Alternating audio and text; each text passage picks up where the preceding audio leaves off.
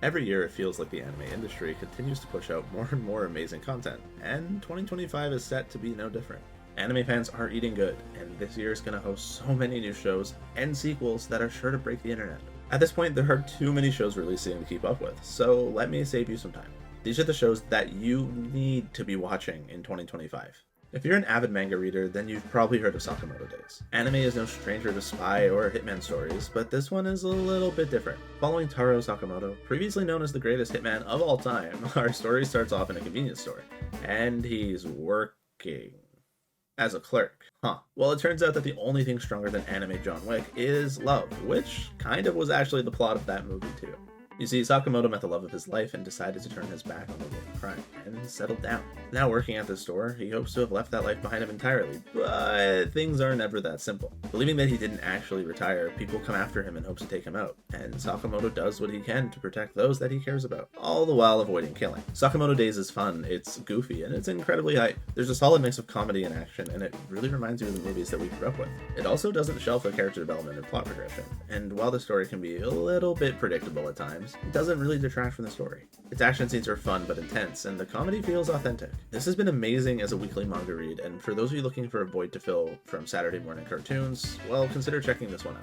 Speaking of action anime, January will also kick off the second season of Solo Leveling. This manhwa entirely took the internet by storm, introducing a lot of people to the medium. Sadly, there aren't too many great manhwa to anime adaptations, and a lot of the earlier attempts left a sour taste in people's mouths. We're looking at you, God of High School. Luckily for us, Solo Leveling broke this worrying trend and brought a much needed clean and well executed adaptation to the forefront of people's minds. And it's back to keep the ball rolling. For those of you unfamiliar with the first season, Solo Leveling takes place in a world much like our own. Except one day, some people wake up with magic powers resembling that of an RPG game, and a bunch of portals with monsters in them also kind of started popping up. So really, it's nothing like our world at all. Our main character, Zenshuu, sits at the bottom of the totem pole, going on missions where he can while trying to avoid anchoring other people down. After a pretty unfortunate incident, he ends up digivolving and spiking in power and looks. Solo Leveling plays out like a video game, while also skipping a lot of the tedious, monotonous grinding. As someone who's read the manhwa, all I can say is some of the upcoming fights are going to have you feeling something in your pants every time you hear Arise. If you haven't checked out the first season, this is a great time to, as the second season should pretty much just be a direct upgrade onto the first. Seriously, I think we're going to be eating really well. What do Jujutsu Kaisen, Chainsaw Man, Yuri on Ice, and Attack on Titan all have in common? If you said horny fan bases, you're not wrong, but the answer I was looking for is that they were all animated by MAPPA. MAPPA has become a titan of the industry and is widely regarded as one of, if not the best animation studios in the industry.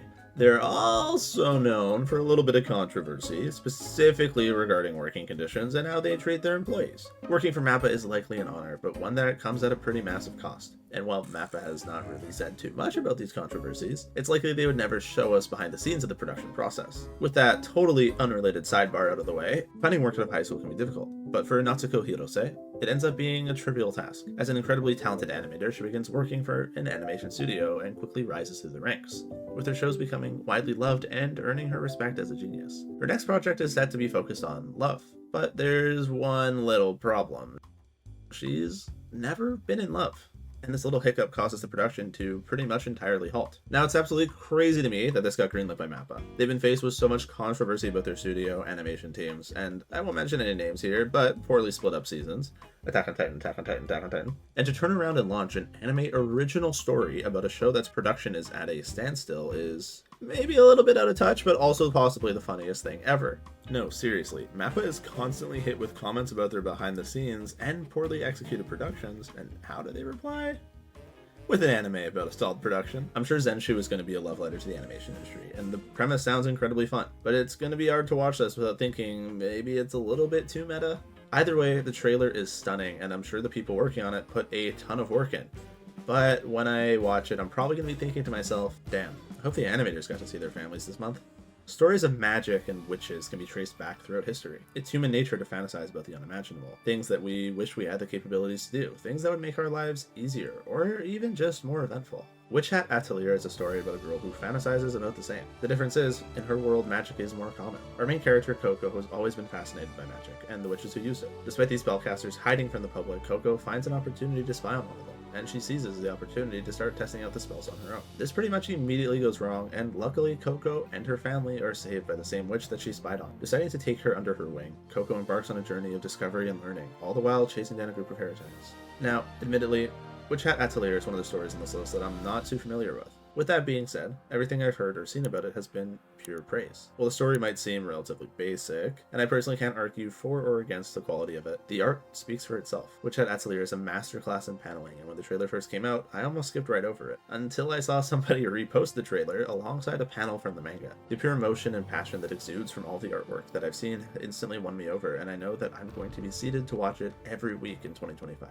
The appeal and charm of older anime can often be lost with time. Sometimes the themes and topics either might struggle to maintain relevancy with age, or they might just fade away as time goes on. Despite this, some shows live through the years and will always be remembered as classics, shows that changed the industry and stuck with us since they've aired.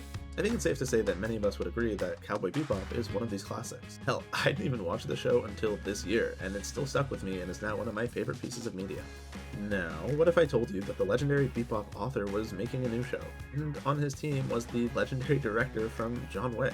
You'd probably be pretty excited, right? Lazarus is a story where scientists has created a miracle drug that cured all of humanity's illnesses and ailments, essentially saving them. After the world has taken this drug, however, he vanished. Until 3 years later, he came back to tell everyone, hey, that drug that I gave you guys 3 years ago? Yeah, well, anyone who takes it is gonna die 3 years later. Good luck! In response, a special task force known as Lazarus is put together with the goal of finding the doctor and forcing him to make a cure in time. Look, I've never put a task force together, but if I've learned anything from this past year, there's only one man up for the job. Put your head on my shoulder.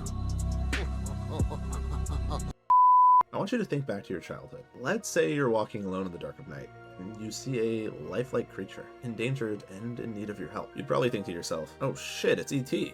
What would you do next? Now, me personally, I'm fighting E.T. I have a bone to pick.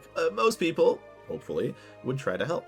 But now, what if that alien wasn't actually E.T., but instead, a small squid-like creature known as a Happian? You see, this little squid buddy wants to spread happiness. It's literally in the name.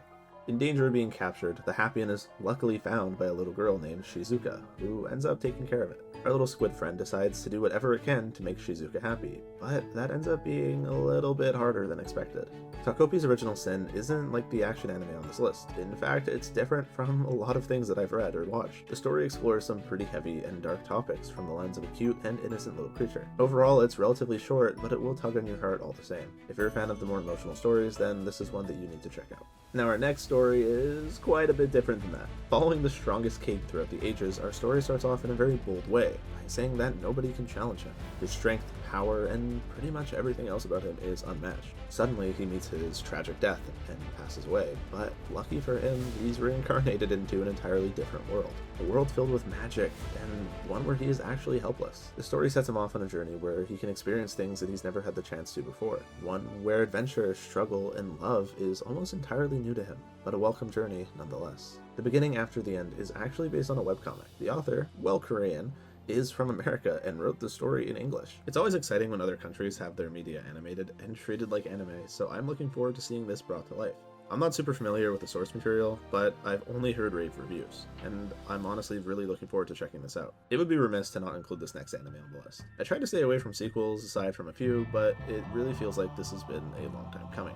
People have been waiting for the show not so patiently for 5 years, and it's finally here. Fire Force set the anime industry ablaze. By the renowned author Atsushi Okubo, famously known for Soul Eater, this show took the heart of many upon release. If you didn't realize these shows were by the same author, by the way, then I think you might need to check your horn meter. Essentially following firefighters who fight fire with a literal fire, the story is action-packed and beautifully animated. I know I'm simplifying things quite a bit here, but if you haven't seen the first 2 seasons yet, you're honestly kind of slacking, but you do have until April to catch up. The story isn't exactly revolutionary, but it does what it wants to do, and it's seriously hyped the entire time. Check it out now and thank me later. A society where the rich not only dehumanize the poor, but also treat them as fodder is not exactly something we haven't heard before. Even in real life, this is something we see time and time again. The rich live in class, while the poor fight for scraps. In the slums of an otherwise wealthy city, the town's trash is disposed of into an abyss. But it's not just items that are discarded. In fact, people, those deemed as murderers or other types of criminals, are also thrown into the abyss. Enter Ruto, alongside his foster father, Recto. You see, Ruto's birth father was accused of murder and thrown into the abyss. As such, he lives in hatred of those above him, and one day returns to find his foster father dead, and with him to be left to be blamed for the murder. With all of this happening so fast, he's sent to the abyss. Gachiakuta is a newer manga, starting only a few years ago. Many consider it to be a part of the new generation, set to save Shonen Jump from a lot of their other big series coming to an end. As I said, the overarching concept might not be the most unique, but the way it tackles it is, and the art style is absolutely stunning. On top of this, the character design is unique and fresh, and honestly, Gachiakuta is one of the adaptations that I am most excited for this year. Oh, and if that wasn't enough, the author, Kei Arana, is actually a previous assistant, successor, and stan to the author of the last show that we talked about, Fire Force. There are so many shows coming out in 2025, and I absolutely cannot wait for them. And hopefully this list has given you a little bit of direction. If I mentioned everything that I was eager about this year, I would be here for several hours, and trust me, it physically hurt me to not include the Chainsaw Man movie, but seeing as we don't know the US release date for it, I chose to leave it out. Every year the anime industry pushes the boundaries, and I can't wait to see what they've cooked up for us. While I might not know what shows will be hits, one thing is certain. I'll be watching pretty much all of them.